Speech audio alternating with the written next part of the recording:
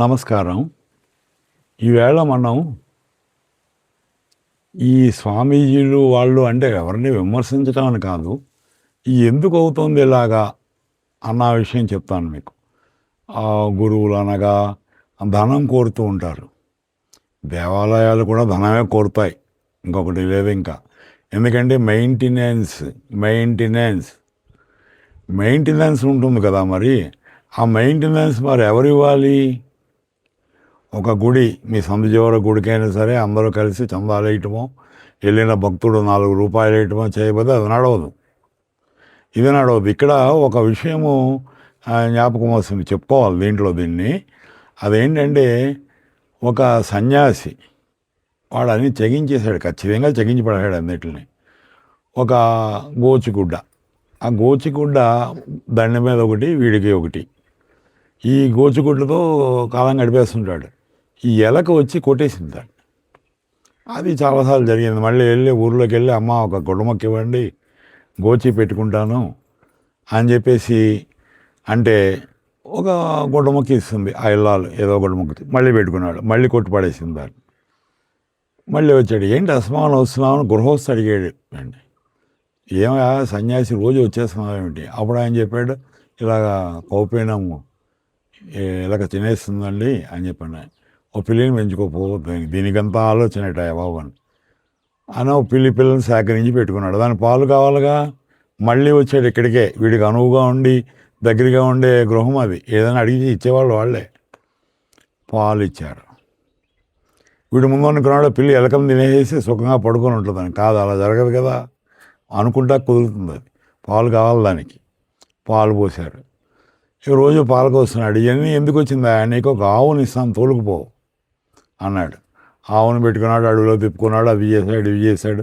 అలాగే ఎండుగడ్డి పచ్చగడ్డి కోసుకుంటానికి ఈ గృహస్థే పెద్ద రైతీన. ఈ అనుమతి పొందాడు, మళ్ళీ తెచ్చుకున్నాడు, ఇవి చేసుకుంటున్నాడు. ఇవన్నీ చేయలేక వివాహం కూడా చేసుకున్నాడు. సన్యాసత్వం పోయింది మొత్తం అంతా. ఏం మిగిలిందా అంటే మీకు ఇవి. ఎందుకు? గోచిగుడ్డ కోసం జరిగింది ఇదంతా. ఒకదానికి పెట్టుకున్నాడు. అలాగే ఈ స్వామీజీల ఆశ్రమాలు కడతారు. ఈ ఆశ్రమాలు ఏమవుతాయి, పెద్ద అయ్యేటప్పటికి దానికి మెయింటెనెన్స్ జనం కావాలి. ముందు చిన్న గుడి చేసుకుంటాడు. ఆ గుడిసిని ఎవడో వస్తాడు, వచ్చి ఎందుకు స్వామి ఒక చిన్న పందిరి వేసేద్దాం, మొత్తం అంతా రేకుల షెడ్ వేసేద్దాము, అలాగా.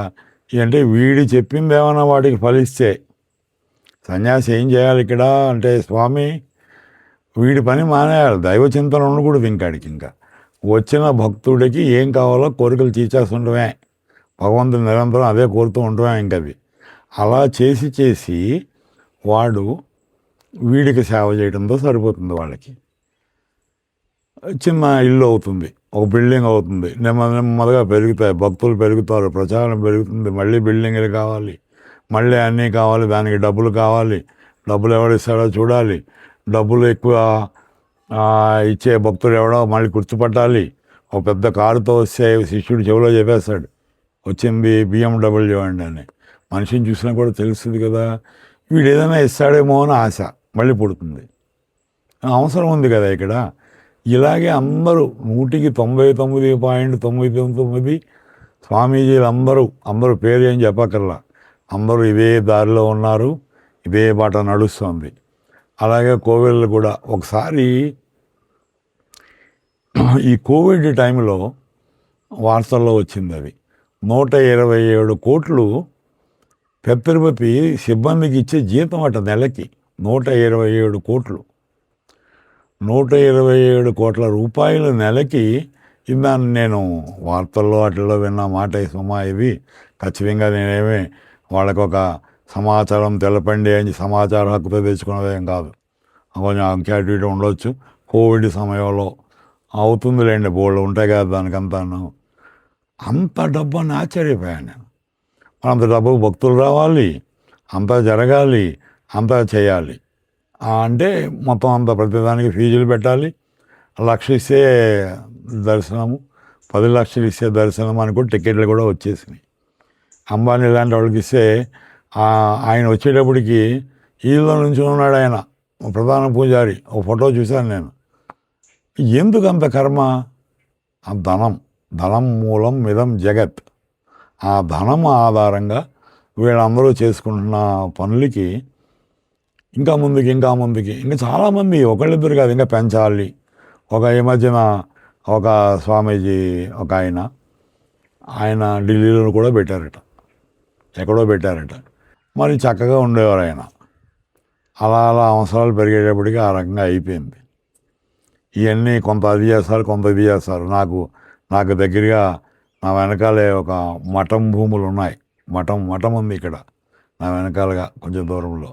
అంటే దూరమే ఉంది, ఆ చివరి మఠం ఉంటుంది. పెద్ద ఎక్కువ భూములు లేండి, 300 ఎకరాల పైనే, ఇంకా ఎక్కువ ఉందేమో, ఈ ముక్కాంత ఉందేమో. పెద్ద మఠం అది. ఇక్కడ ఎక్కువ ఉండడు స్వామీజీ, ఎక్కడో ఉంటారు ఆయన. హెలికాప్టర్లో వస్తారు దానికి కూడా. మరి దాన్ని లోన్ పెట్టారట బ్యాంక్లో. అది ఎలా వచ్చింది? నా పక్క సర్వే నెంబరే కదా. నా పక్క సర్వే నెంబరు మామూలుగా కొట్టుకుంటుంటే దాంట్లో ఒక ముక్కకి 2.5 కోట్లు బ్యాంక్ లోన్ ఉంది. ఎలా ఉంది? ఇదిగో ఈ రకంగా చాలా చాలా జరుగుతుంటాయి. ఇవన్నీ మఠం వాళ్ళ భూములు కొట్టేస్తారని కొంతమంది అంటారు. మా దగ్గర మఠం వాళ్ళే భూములు ఆక్రమించేశారని చెప్పి చాలా మఠాధిపతుల మీద ఫిర్యాదులు ఉన్నాయి. చాలా జరిగినాయి. ఆక్రమించేశారని పెద్ద పెద్ద వాళ్ళతో సహా ఉన్నాయి. ఇక్కడ మా ఊరిలో మటుకు మా ఊరు మఠాలనే భూములందరూ కొట్టేశారటండి అని చెప్తుంటారు. నిజం కూడా ఉండొచ్చు, మనకి అది తెలియదు అంతగా. ఈ వ్యవహారికలు నేను అంతగా పోను కదా. అయితే ఇక్కడ చెప్పవచ్చేది ఏంటంటే, గురువు చెడ్డవాడు కాదు, గురువు యొక్క ముందు ఉద్దేశం చెడ్డది కాదు. కానీ పరిస్థితుల వలన గురువు కూడా లొంగిపోతాడు. దాంట్లో ఎలాంటి అనుమానము లేదంతే దానికి. అయితే ఇక్కడ మనం ఎప్పుడూ ఒక విషయాన్ని ముఖ్యంగా జ్ఞాపకం పెట్టుకోవాలి. ఈ గురువు చెప్తారు, ఋషి మూలము నది మూలము వెతకండి రాబాయ్ అని. ఎందుకు చెప్పారు? వాల్మీకి రత్నాకరుడు. వాల్మీకి ముందు పేరు రత్నాకరుడు. వాల్మీకిగా